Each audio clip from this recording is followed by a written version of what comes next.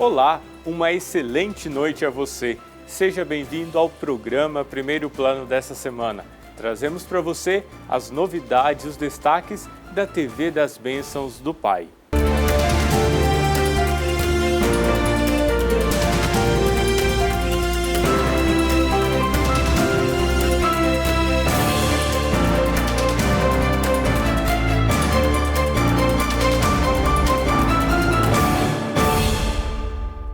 Você sabe a importância da oração e por que devemos rezar uns pelos outros? Então, vamos saber mais na reportagem do Alex Rodrigues.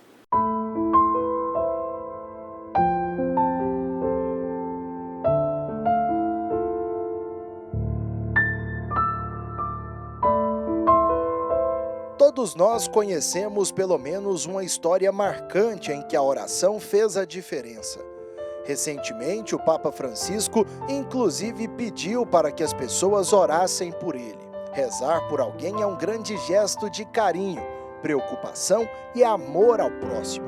Pelas ruas, procuramos opiniões sobre essa prática de orar pelo outro. Já rezei, já orei bastante. Hoje, na correria da vida, eu confesso para você que eu rezo muito pouco, oro também muito pouco, né?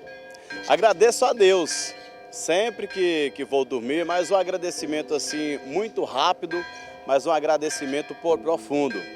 Mas a verdade é que que nós precisamos orar bastante, rezar bastante, que o mundo está precisando de muitas orações, né, Alex? Quando a minha mãe estava doente, eu pedi oração por todos e eu acho muito importante mesmo a oração, e cada um que puder pedir e cada um que fazer oração, ainda mais importante ainda, né?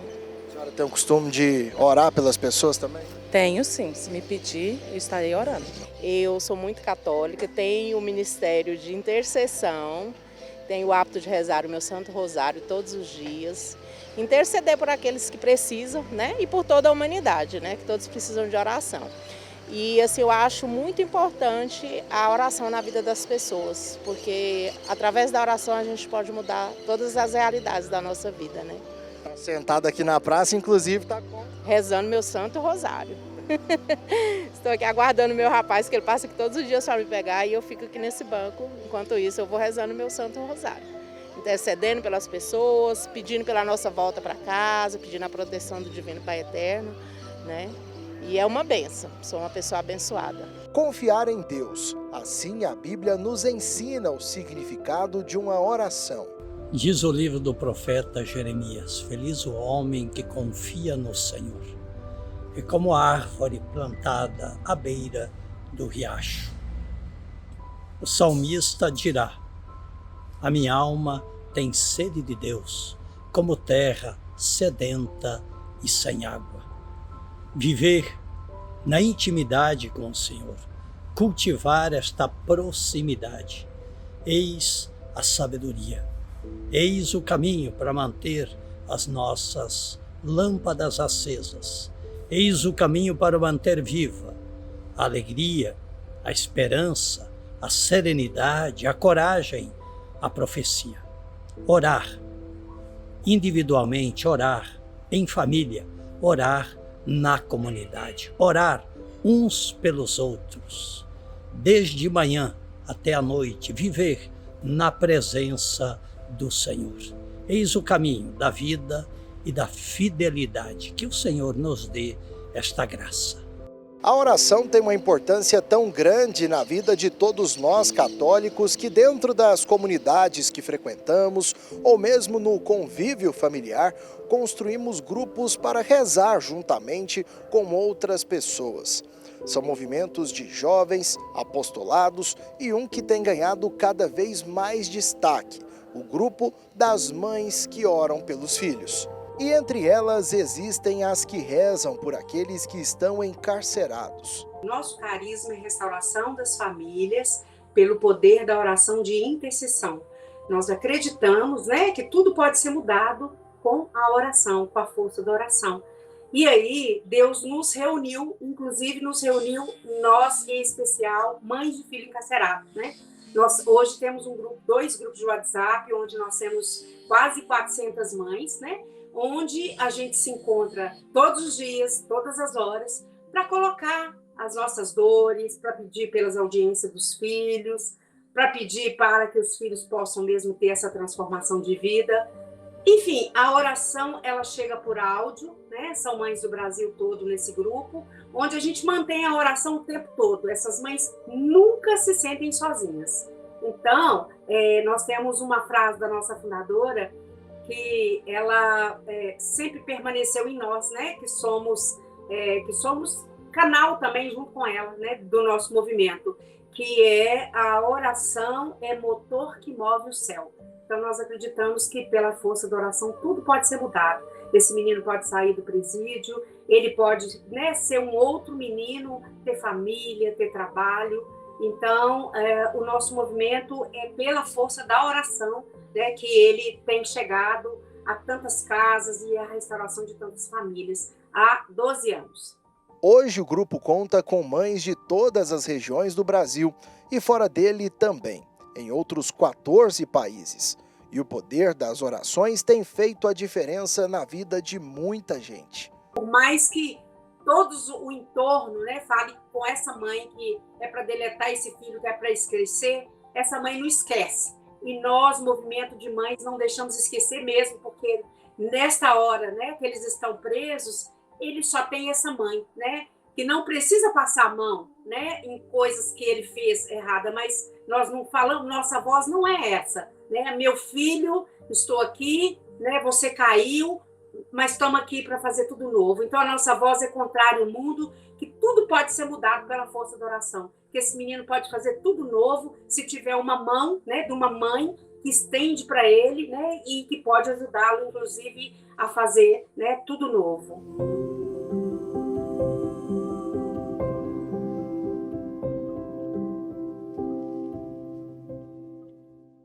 Na última segunda-feira foi o Dia da Consciência Negra. O termo ganhou notoriedade na década de 1970 no Brasil, em razão da luta de movimentos sociais que atuavam pela igualdade racial, como o Movimento Negro Unido. O termo é ao mesmo tempo uma referência e uma homenagem à cultura ancestral do povo de origem africana, que foi trazido à força e duramente escravizado por séculos no Brasil. Essa data é uma oportunidade importante para pensarmos um pouco sobre esse assunto. O Wilker Oliveira conversou com o João Pio Souza, coordenador da Comissão de Educação e Formação de Agentes da Pastoral Negros do Brasil. Vamos acompanhar. Então, eu queria que você começasse explicando para a gente qual que é a importância de termos uma data dedicada a refletir sobre esse tema tão importante como a consciência negra aqui no Brasil. Então, o fundamental, né, você já destacou, esse é o resultado, né, da luta histórica, da organização do movimento negro no Brasil. Lá desde os anos 70, né, é uma data que vem sendo construída, hoje ela tem, né, ganhou esse proporção nacional, inclusive internacional, né, feriado em diversos municípios, em alguns estados do Brasil. É uma data, primeiro, que a gente vai lembrar, nós estamos num país de maior população negra fora da África, não é isso?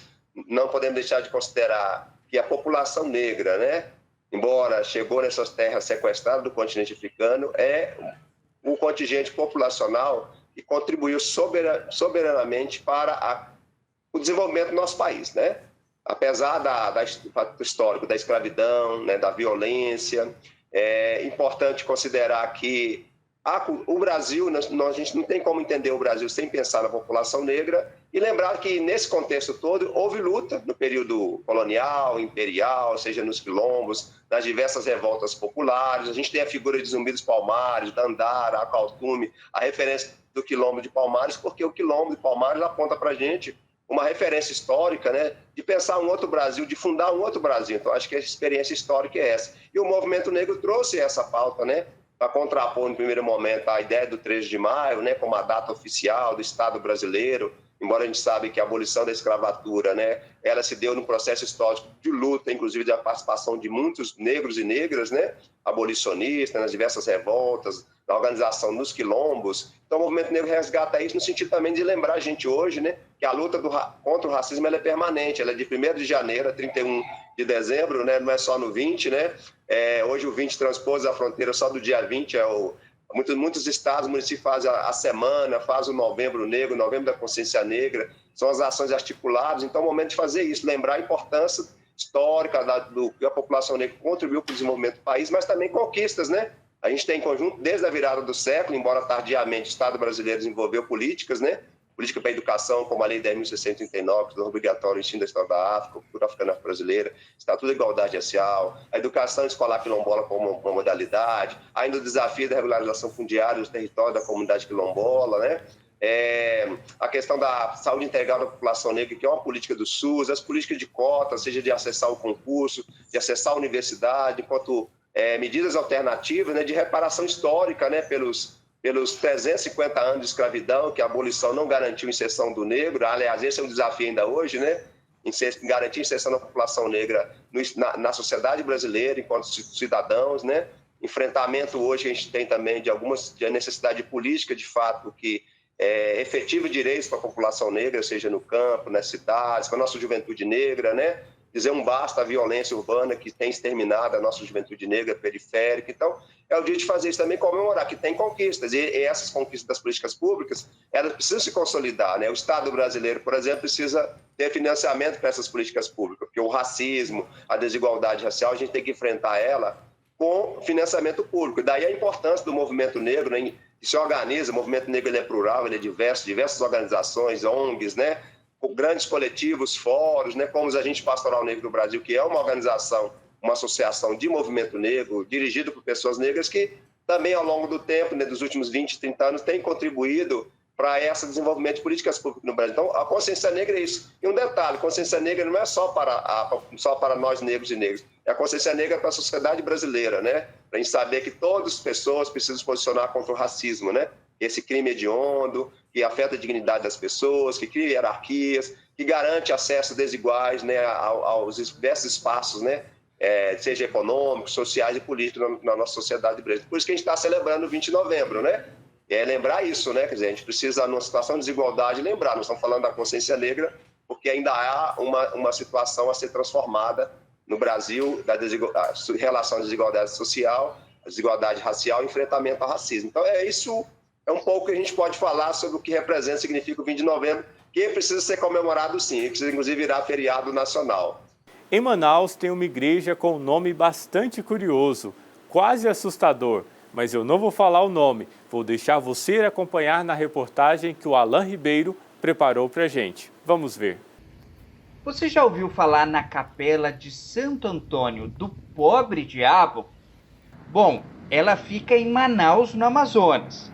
Mas calma, a gente vai explicar direitinho para você. E para contar melhor essa história, eu vou conversar com o Fábio Augusto, que é historiador, e vai contar por que essa igreja recebe o nome de Capela de Santo Antônio do Pobre Diabo. Isso, é um nome que até assusta quem não conhece a história da cidade, né? Basicamente, ela leva esse nome como uma referência à pessoa que foi homenageada com a construção dessa capela. Em 1897, a senhora Cordolina Rosa de Viterbo construiu a capela como um agradecimento pela cura da enfermidade de seu marido, o comerciante português Antônio José da Costa, que tinha adquirido um pedaço de terra aqui na Cachoeirinha, onde foi construída a capela. E ela vai fazer essa construção e vai ser conhecida como Capela do Pobre Diabo. Por quê? Porque ele tinha um comércio no centro da cidade e ele era devoto de Santo Antônio, a família.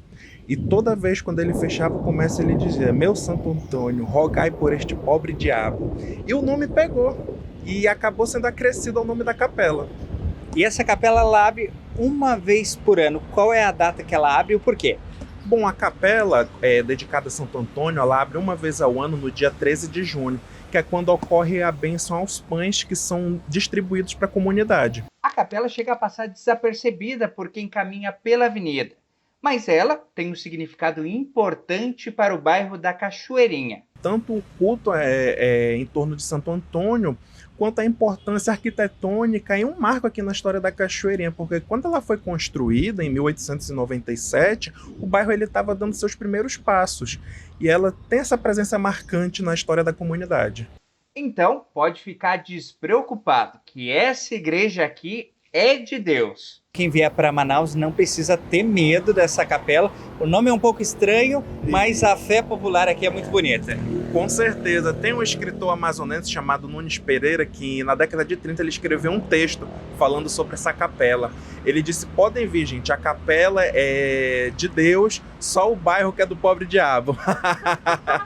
E quando estiver em Manaus, não esqueça de visitar a Capela do Pobre Diabo. Deixa o convite as pessoas conhecerem a capela porque ela é pouco conhecida, até mesmo por conta das suas dimensões e da localização, porque geralmente a gente pensa no patrimônio histórico apenas no centro, né? Mas eu faço esse convite, venha até o bairro da Cachoeirinha e conheça essa construção com um nome tão curioso que é a Capela do Pobre Diabo. Economia Popular Solidária é uma articulação para a inclusão social e produtiva de pessoas e famílias vulneráveis, afetadas pela pobreza e difícil acesso ao mercado de trabalho. E a Rede Caritas faz esse trabalho. Vamos ver na reportagem. Centrado na solidariedade, no controle da força de trabalho e na cooperação, pontos que são vistos nos grupos produtivos da economia popular solidária. Eu costumo fazer uma memória histórica que a economia solidária nasce nas primeiras comunidades cristãs. Quando o povo começa a se organizar, né, na Bolsa Coletiva, lá em Atos dos Apóstolos, né, não havia necessitados entre eles, né, ali é a primeira proposta de uma organização coletiva autogestionária, né, em que as pessoas estão juntas e a partir dessa organização coletiva elas vão lá buscar alternativas para o enfrentamento ao sistema, que escraviza, né? Então, eu vou fazer memória a partir disso aí. E a nossa atuação vem nessa premissa, né? Na opção de Jesus também por esses excluídos e excluídas. E a Caritas Conecta, na década de 80, são com os programas alternativos comunitários, os PACs, lá no Rio Grande do Sul, um dos nossos regionais, começa a organizar. Pioneira na ação, há 44 anos, a Caritas brasileira atua nesse processo, na economia popular solidária. É um jeito diferente de produzir, de comercializar, trocar e de se relacionar também, né? Ela é um jeito na contraposição do sistema capitalista, né? Ela não visa o acúmulo da riqueza, mas ela visa a partilha das riquezas, né? Oriundas do fruto do trabalho coletivo, né? Ao contrário do que prega o empreendedorismo, a economia popular solidária, ela estimula, né? Ela fomenta uma outra forma, aonde as primícias que viabilizam esse novo jeito, ou esse outro jeito, né, de relação de trabalho, de produção, de consumo, e também de relação com o meio ambiente, ela é totalmente diferente do sistema capitalista. Mesmo com propostas semelhantes, a economia solidária e a economia popular solidária possuem suas diferenças. A economia solidária é esse guarda-chuva de todos os segmentos, sejam eles formais ou informais, né? Ela aglutina, mas ela potencializa os grupos formais, que aí vem as cooperativas solidárias, as associações, as redes, né? Na perspectiva da formalização, da legalização jurídica. E ela está muito voltada também para esse processo de avanço em cadeias produtivas. Já a economia popular solidária abraça pessoas que são em situação de vulnerabilidade. A gente tem a experiência dos migrantes, a situação de rua, catadoras e catadores individuais dentro dos lixões, né? Então, essas pessoas que o mercado convencional não quer absorver, que ele expulsou porque deixou de ser economicamente produtivo, né? Deixou de produzir riqueza, então está fora do sistema. E aí, nós trabalhamos com esse público, né? Aí as desempregadas, as mulheres nas periferias, na sua maioria, nas áreas de ocupação, inclusive. Na fragilidade humana, principalmente das mulheres, que vivem à margem da sociedade em diversas frentes. Essa mulher que não tem com quem deixar o filho, que ela faz dupla jornada, tripla muitas vezes. Então, essa mulher que muitas vezes saiu de uma relação abusiva e foi morar numa ocupação, deixou a casa, a estrutura que ela tinha, e ali ela se encontra com outras mulheres em situações parecidas e elas se organizam a partir dos saberes que cada uma tem e surge aí um grupo produtivo, muito ainda embrionário, e aí a gente começa a partir da incubação, do assessoramento, do acompanhamento, a fomentar o processo de organização da produção desse grupo. Um exemplo da atuação da economia popular solidária é o Instituto Solidário Berço das Águas, que promove a cultura popular e o desenvolvimento sustentável. A rede funciona há 15 anos e, em 2023, completa o primeiro aniversário como instituto. A frente de trabalho gera renda em vários municípios de Goiânia, capital do Goiás, onde são produzidos mais de 100 produtos, além de ações sociais, de assistência social, como cestas básicas. A gente vem, junto com a igreja também, trabalhando bypasso, né, aí das encíclicas do Papa Francisco, né, no cuidado com a casa comum, com a Laudato Si, né, e agora fechando de 2020 para cá a questão da economia de Francisco e Clara, né, quando ele traz para o centro, ele desconstrói a questão econômica, né, e coloca o ser humano no centro, e ele fala, precisa realmar a economia, pequenos investimentos, então são gente pequenas em lugares pequenos, fazendo coisas pequenas que fazem a revolução. Não saia daí, o programa Primeiro Plano volta já.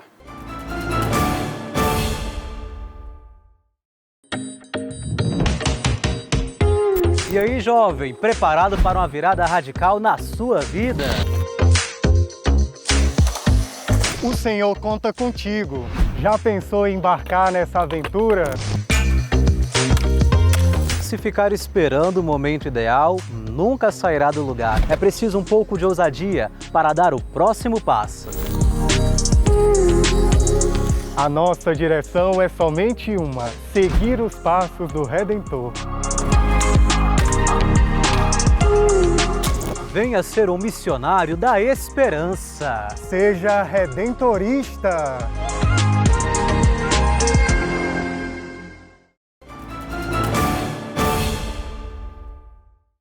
Estamos de volta para levar até você as notícias em primeiro plano aqui na TV Pai Eterno. O assunto agora é trânsito. A lei da cadeirinha está em vigor no Brasil desde 2008. Neste período, o equipamento já se mostrou muito eficiente na proteção da vida das crianças. Mesmo assim, infelizmente, ainda tem gente que se nega a usar a cadeirinha de forma adequada.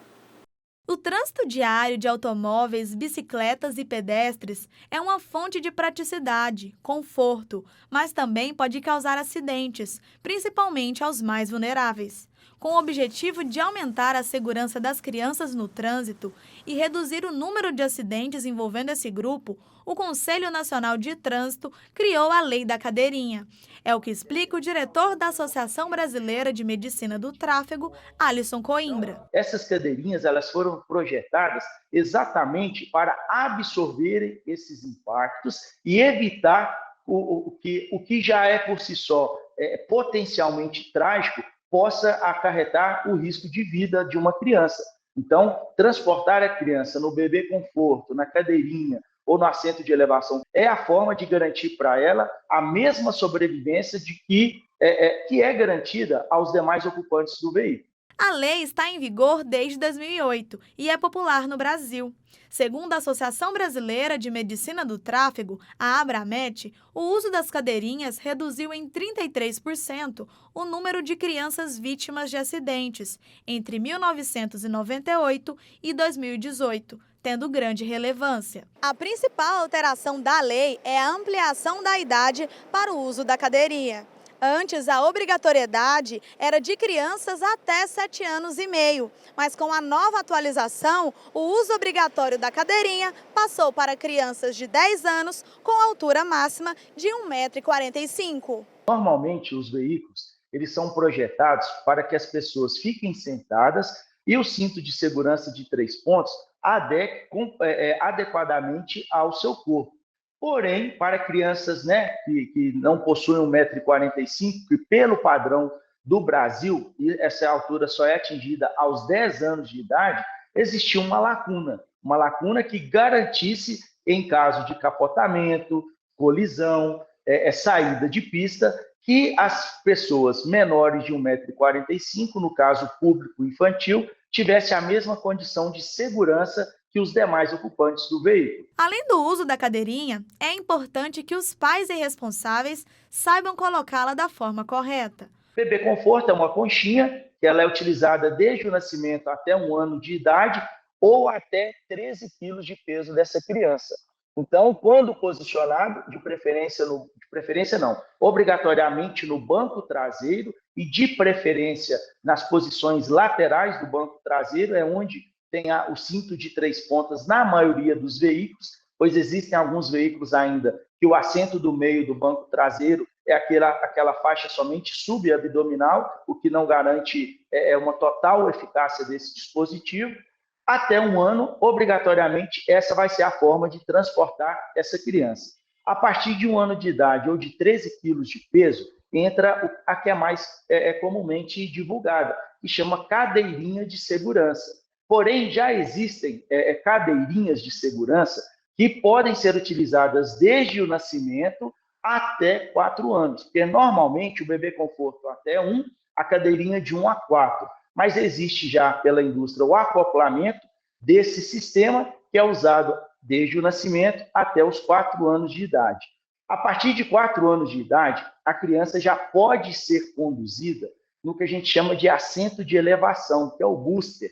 É como se fosse um pouquinho de banco já projetado com os suportes laterais para que o bumbum da criança seja levantado e, com isso, o tronco fique elevado. Porque se ela não está com esse dispositivo, quando eu passo a cinta transversal, ao invés dela passar no meio dos meus mamilos, ela vai ficar no pescoço da criança. Então, a gente tem lesão cervical, estrangulamento, que no acidente pode causar a morte até por asfixia. E essa faixa subabdominal, quando a criança não é levantada, ela vai ficar da cicatriz do umbigo para cima. E essa compressão pode fazer a laceração de órgãos, de estruturas, de veias, de artérias. Então, até a criança, a partir dos 4 anos e até a criança ter 10 anos de idade ou 1,45 m, ela tem que sentar nesse dispositivo. E no trânsito, os motoristas já estão conscientes da importância de transportar passageiros de uma forma segura. Visando segurança, não acho que é muito importante. Tem que andar, né? É segurança, né? Se sofrer um acidente aí, ninguém sabe, né? Sempre em cadeirinha, sempre. Minhas netinhas, eu tenho algumas netinhas, só transporto na cadeirinha. Se não for, não vai. Não tem jeito. Sempre com a cadeirinha. Na cadeirinha, lógico, né? Neste mês de novembro, a igreja celebra o Dia da Medalha Milagrosa, em que recordamos a devoção à Nossa Senhora das Graças. E no Brasil, diversas comunidades já começaram a festa em honra à Virgem Maria, como na Capela Nossa Senhora das Graças da Medalha Milagrosa de Goiânia. Ô padre, o senhor hoje está em uma missão na paróquia São Cristóvão. Isso, eu estou na paróquia São Cristóvão há 4 anos, onde a comunidade católica Nova Aliança também faz parte, né? A comunidade está à frente dessa missão, é uma casa de missão da Nova Aliança, onde eu estou como administrador paroquial também. Há 4 anos. E aí o senhor é a paróquia São Cristóvão, que fica em um bairro aqui em Goiânia, e faz parte dessa paróquia a Capela Nossa Senhora da Medalha Milagrosa. Isso, a Capela Nossa Senhora da Medalha Milagrosa é uma das capelas. Nós temos também o Sagrado Coração de Jesus e a Santa Teresa de Calcutá.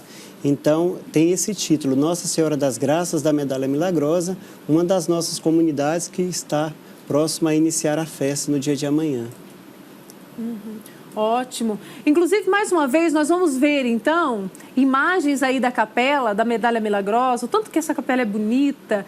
E o pessoal lá na capela é sempre muito dedicado. Você está vendo aí a Cida Ruas, lá realizando a sua missão, né? O padre celebrando, tem a homenagem aí à Nossa Senhora. Com certeza esse dia aí foi um dia de festa, né? E esse pessoal aí... O pessoal que com certeza está servindo lá na Medalha Milagrosa, que Deus abençoe cada um que lá está. Você que vem a Goiânia, você que mora em Goiânia, que ainda não visitou a Capela Nossa Senhora das Graças da Medalha Milagrosa, faça isso. Fique em um bairro, a Vila Canaã. Ela fica lá, essa capela, com vários horários de missas. É uma capela muito especial mesmo. Bem arejada, muito bom lá. As pessoas escolhem muito lá para casar, não é, padre? Isso mesmo. É uma comunidade onde elas gostam muito, as pessoas, né, que buscam esse sacramento do matrimônio, gostam muito de estar lá também, pela presença mesmo de Nossa Senhora. É um lugar muito acolhedor, de fato. E agora, Cida, conta pra mim, como que você sempre fez parte dessa comunidade, lá na Medalha Milagrosa, e como que você começou com essa devoção? Então, tem 3 anos que eu participo lá, porque nós não éramos de Goiânia, nós morávamos no Mato Grosso. Ah, e daí vieram para Goiânia? Para Goiânia, mas a devoção à Nossa Senhora há muitos anos. De muito tempo. E aí você conheceu a igreja que fica próxima da sua casa? Isso, fica próxima da minha casa. E começou a servir? E aí a mãe tem cuidado muito de você? Uau, bastante. Sempre cuida, né? Conta um pouquinho dessa devoção pra gente. Então, a gente vem até partilhando com o padre, na vinda para cá, contando para ele que a gente tem um milagre maravilhoso. Que nós fomos passear em uma fazenda, isso lá no Mato Grosso. Fomos passear em uma fazenda e o meu filho tinha 3 anos e meio. Hoje ele está com 23 anos. E meu esposo e ele foi no galinheiro pegar goiabas. E ao pegar goiabas, meu esposo viu que tinha umas tábuas assim. O impulso dele era saiu das tábuas. Aí ele foi pegar o meu filho, o Isaac. Na hora que ele foi pegar o Isaac, a tábua quebrou e o Isaac caiu num poço de 6 metros, com 1,70 m de água. Ele só gritou assim: meu divino Pai Eterno, Isaac caiu no poço. E eu estava na cozinha com a senhora da fazenda, e ela falou assim: vamos lá. Eu falei: não, eu não posso ir lá, eu tenho que rezar. Aí eu fui para a sala dela. A hora que eu cheguei na sala dela, eu ajoelhei, deparei com a imagem de Nossa Senhora. Ajoelhei e falei: mãe, vocês me deram, mas se você quiser levar, a critério de vocês, mas se for possível, tira o Isaac de lá, tira o Isaac de lá. E comecei a rezar o terço. Rezando o terço, o meu esposo pegou uma corda, jogou, e ele veio até ao meio, não conseguiu sustentar, caiu novamente. E meu esposo, com medo de descer, porque era velho, o poço, né, e desbarrancar lá. Aí ele amarrou a corda no pé de goiaba, desceu, tirou ele de lá, né, com a corda. Tá, tirou ele. A hora que eu voltei, fui vê-lo, só tinha uns arranhões nos braços e na perna. E nisso ia chegando um médico, vizinho da fazenda. Ele olhou e falou assim: mãe, não tem nada, não quebrou nada, você só dá para ele um vermífugo, porque ele tem que tomar aquela água muito suja, que é muito tempo parado. Mas deixa eu te falar uma coisa, isso se chama milagre, porque não existe uma criança de 3 anos e meio cair no poço e tá são. Não existe. Água. Com água.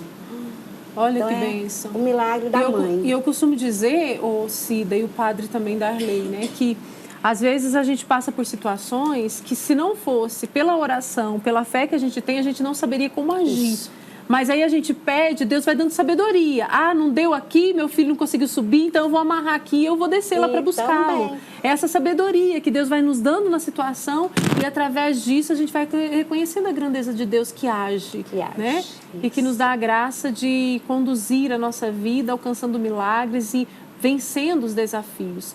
E Nossa Senhora está ali sempre nos ensinando a confiar nesse Deus. Mas, padre, muitos cultivam essa devoção à Nossa Senhora, inclusive a Nossa Senhora das Graças, da Medalha Milagrosa, mas não sabe como que surgiu essa devoção, a medalha. Como que surgiu tudo isso? Conta um pouquinho para a gente.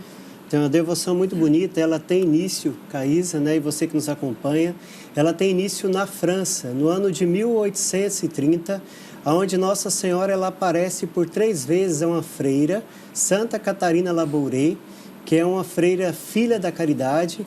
Então, nessas aparições, Nossa Senhora vai revelando o que ela espera para esse tempo. Na primeira aparição, Nossa Senhora vai dizer que grandes calamidades chegariam na França. De fato, 2 anos depois dessa aparição, no ano de 1832, aparece ali uma epidemia, onde morrem muitas pessoas na França. Se a gente olha lá na história, a gente vai perceber. E aí foi justamente que entra a presença também da medalha. Quem pede que faça essa medalha, que confeccione essa medalha, é justamente Nossa Senhora. E na segunda aparição, Nossa Senhora revela a Santa Catarina como deve ser essa medalha. Então não foi algo criado da cabeça de Santa Catarina. Nossa Senhora, ela mostra ali como que deveria ser a imagem. Então a medalha, ela contém dessa seguinte forma. Na frente da medalha nós encontramos a imagem de Nossa Senhora, de braços abertos, assim como está essa imagem aqui no nosso estúdio, à nossa frente, Nossa Senhora de braços abertos, e escrito: ó Maria concebida sem pecado, rogai por nós que recorremos a vós. E o que é mais interessante, Caísa, é que nessa época ainda não tinha sido proclamado o dogma da Imaculada Conceição. E ali já está escrito: ó Maria concebida sem pecado, rogai por nós que recorremos a vós. Isso ainda no ano de 1830, sendo que o dogma vai ser proclamado apenas no ano de 1858, alguns anos depois. Mas é interessante que a medalha traz a imagem de Nossa Senhora com esse escrito e depois esse ciclo, essa medalha, esse quadro oval, podemos dizer, ele se vira. E do outro lado está 2 corações, que é um Sagrado Coração de Jesus com as espinhas, com os espinhos, e também uma espada que transpassa um outro coração, que são os 2 corações. E ali também tem 12 estrelas, que significa as 12 tribos de Israel, significa também os 12 apóstolos. Inclusive, ali no livrinho do senhor tem a imagem de frente, o Ed vai mostrar, o senhor mostra ali para aquela câmera, tem, sim. O livrinho, tem as duas, tanto a imagem, a medalha, aí, dessa câmera de lá, ó, padre.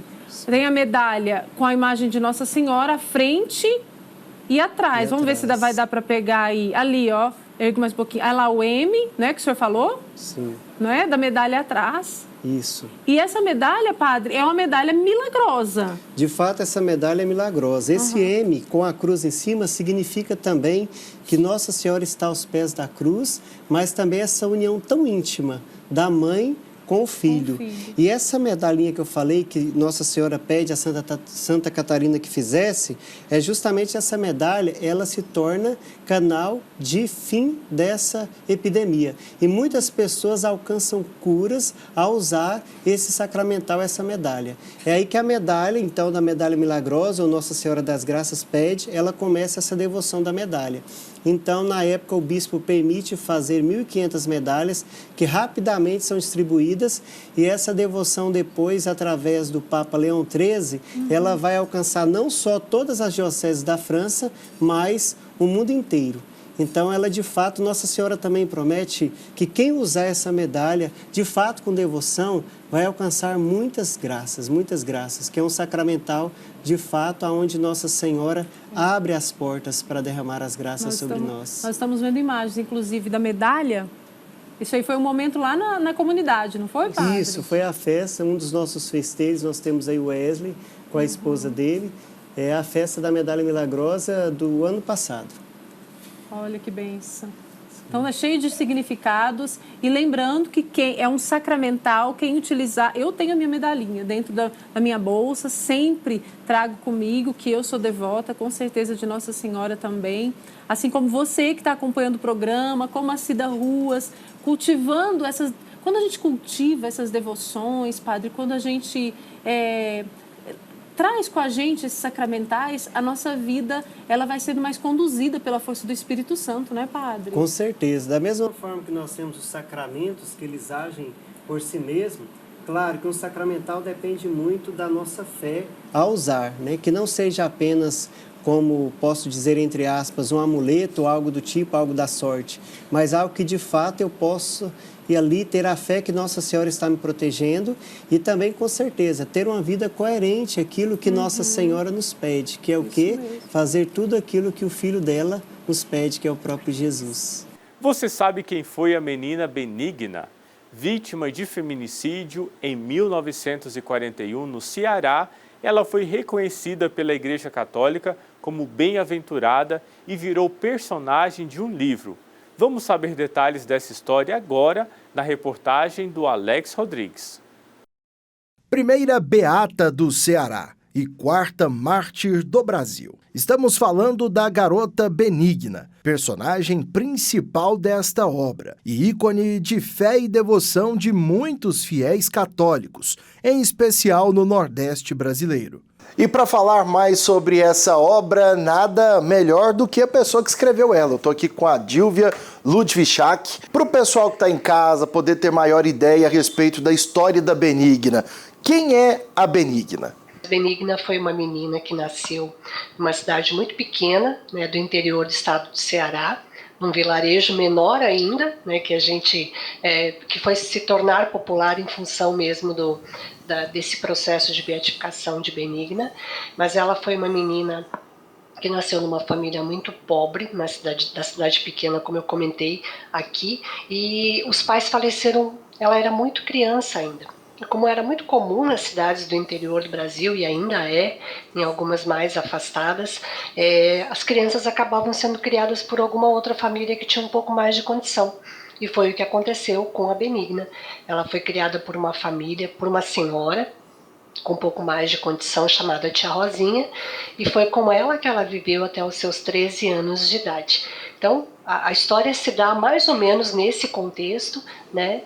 Numa cidade de costumes muito simples, muito pobres, dá pra gente dizer assim, e que até o dia de hoje conserva hábitos muito comuns. Benigna partiu para a eternidade em 1941. Mas sua história retrata bem o momento atual que vivemos, em muitas mulheres que sofrem com o feminicídio. Benigna, na verdade, foi assassinada, né? Ela foi vítima de feminicídio aos 13 anos, por um menino que a assediava há bastante tempo, lá mesmo na cidade de Santana do Cariri, onde ela frequentava a escola, né, no entorno ali.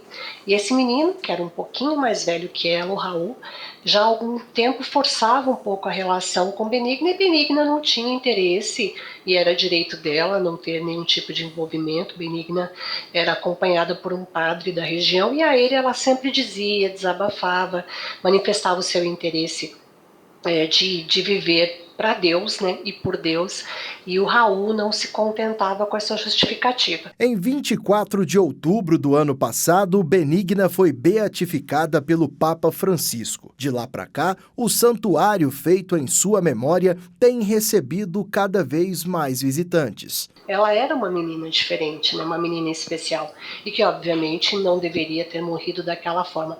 E desde aquele dia as pessoas começaram a fazer os seus pedidos, desde pedir chuva, até pedir um emprego, pedir a cura de uma doença, a restauração de uma família. Foram coisas que as pessoas se habituaram a pedir, a contar com Benigna, e ela, como intercessora, né, pedindo diretamente a Deus, essas graças eram alcançadas. É muito interessante a questão da devoção popular, porque ela se antecipa, inclusive, às questões da igreja, no sentido de identificar quem é o mártir, quem é o beato, quem é o santo. Independente desse acontecimento, para o povo da cidade de Santana do Cariri e do estado do Ceará, Benigna já era considerada santa. No dicionário, benigna quer dizer que algo ou alguém é bom, tem boa índole, é de bom caráter. Características que definem bem a história da jovem beata, que com uma linguagem simples e muitas ilustrações foi descrita para devotos de todas as idades através do trabalho da Dilvia. Esse livro faz parte de uma coleção que chama Amigos de Deus, e todos os livros dessa coleção são espécies de biografias de santos, né?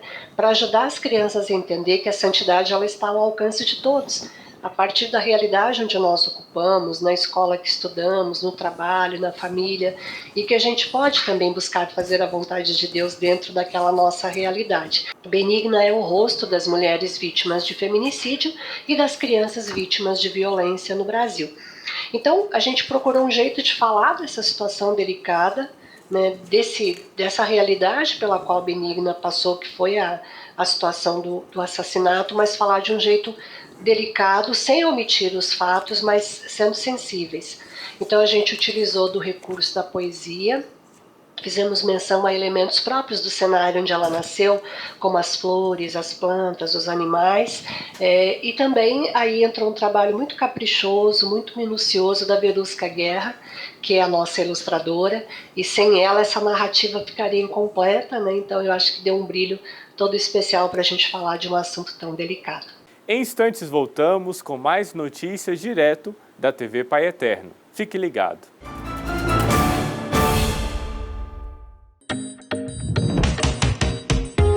E E aí, jovem, preparado para uma virada radical na sua vida? O Senhor conta contigo. Já pensou em embarcar nessa aventura? Se ficar esperando o momento ideal, nunca sairá do lugar. É preciso um pouco de ousadia para dar o próximo passo. A nossa direção é somente uma: seguir os passos do Redentor. Venha ser um missionário da esperança. Seja redentorista.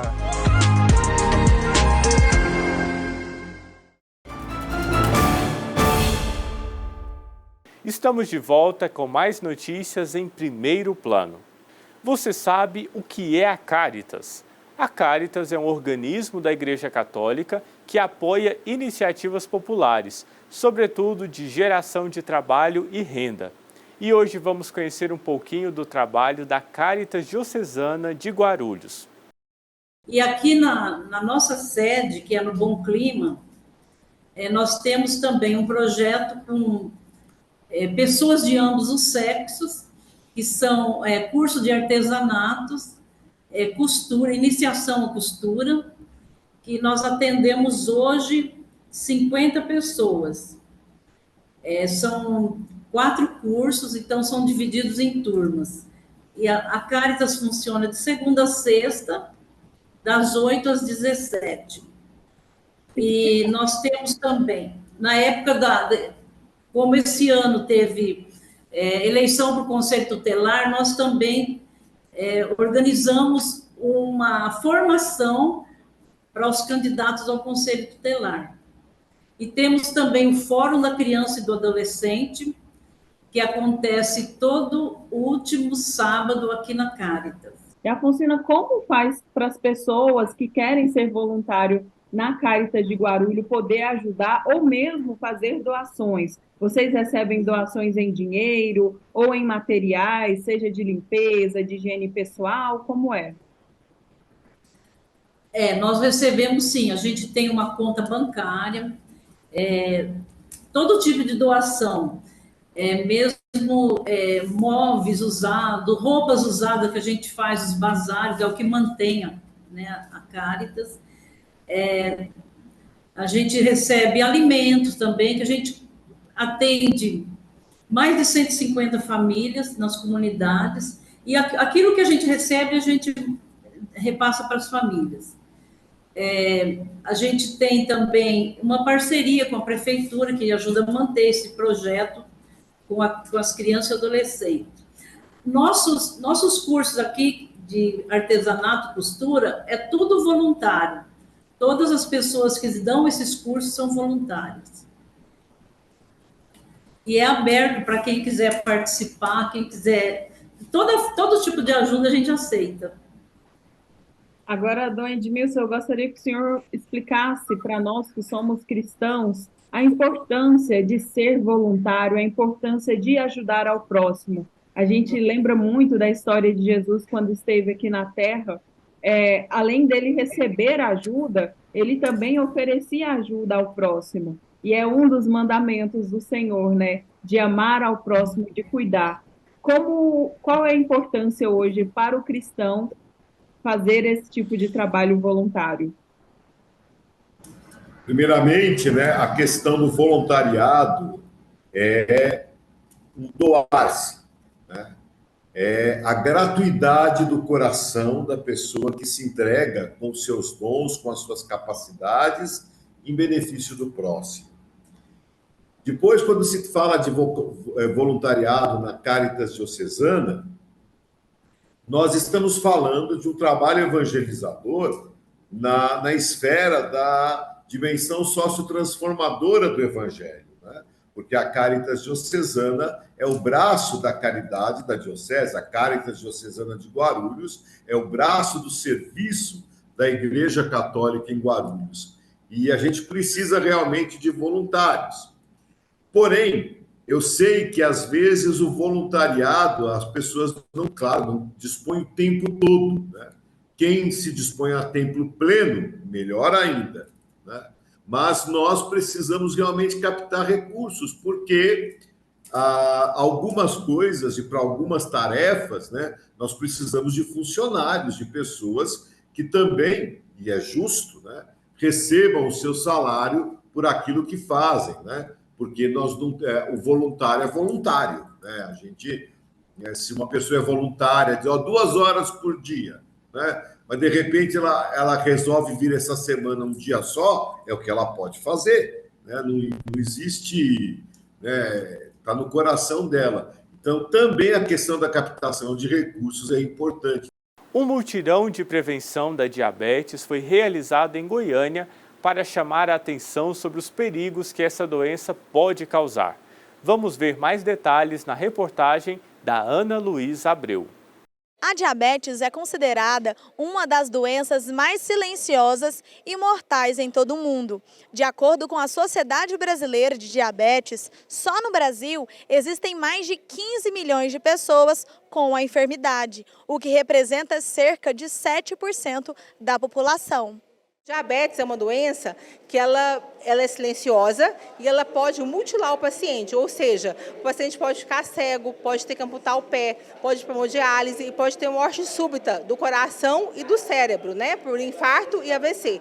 Com o propósito de realizar uma mobilização a favor da vida e combater a diabetes, foi realizado o 8º Mutirão do Diabetes e Feira da Saúde, com inúmeros atendimentos e orientação para a população. Os diabéticos correm o risco de desenvolver problemas de visão, por isso a consulta periódica e o acompanhamento são necessários.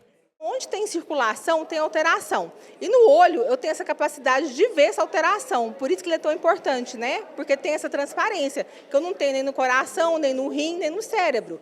Então, no olho eu tenho essa capacidade. Então, o que acontece? O diabetes vai alterando os vasos sanguíneos. Imagina que no fundo do olho é um jardim cheio de mangueira. Vai dando papo nessas mangueiras. E essas mangueiras, nesse papo, vai vazando sangue.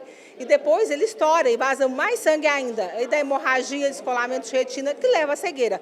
Então, tudo isso é 100% evitável. Há 15 anos, o seu Antônio luta contra a diabetes tipo 1. Ele está satisfeito com os atendimentos oferecidos no mutirão. Nós temos que buscar aquilo que nos está sendo oferecido, né? E eu estou aqui muito satisfeito com essa oportunidade, né? Por necessidade e pela oportunidade que estão me dando de ser cuidado. Após passar pela triagem, em caso positivo de alteração na retina, os pacientes são encaminhados para as salas de exames mais técnicos e específicos. O seu João tem quase 70 anos e há mais de 10 descobriu que tem diabetes tipo 2. Ele soube do mutirão através da família e não pensou 2 vezes em ir participar para se cuidar. Eu já faço um tratamento, né? Rotina, certo? No Serof, né? E então eu tenho ido lá fazer o exame em 4 meses, em 5 meses, né? E por aí vai. Aí eu vim hoje aqui e concluiu que o mesmo exame que eu fiz lá, que deu beleza, que tá bom, aqui também é a mesma coisa, né? Tá? Então o negócio aqui é real. Esteve presente vários profissionais de áreas diferentes, como os endocrinologistas, cardiologistas, cirurgiões vasculares, ortopedistas, nefrologistas, oftalmologistas e nutricionistas, além de voluntários. A Liga Acadêmica de Diabetes da Universidade Federal de Goiás levou 200 voluntários para participar da ação. O contato com o paciente fora da sala de aula é muito significativo. E a gente consegue ver a diferença que a gente faz na vida das pessoas. Muitos pacientes carentes, muitos pacientes precisando de ajuda, muitos pacientes que não sabem que têm algumas doenças. E eles vêm aqui e eles têm essa oportunidade. Chegamos ao final do programa Primeiro Plano desse dia. Eu agradeço a sua companhia e me despeço de você. Até a próxima semana.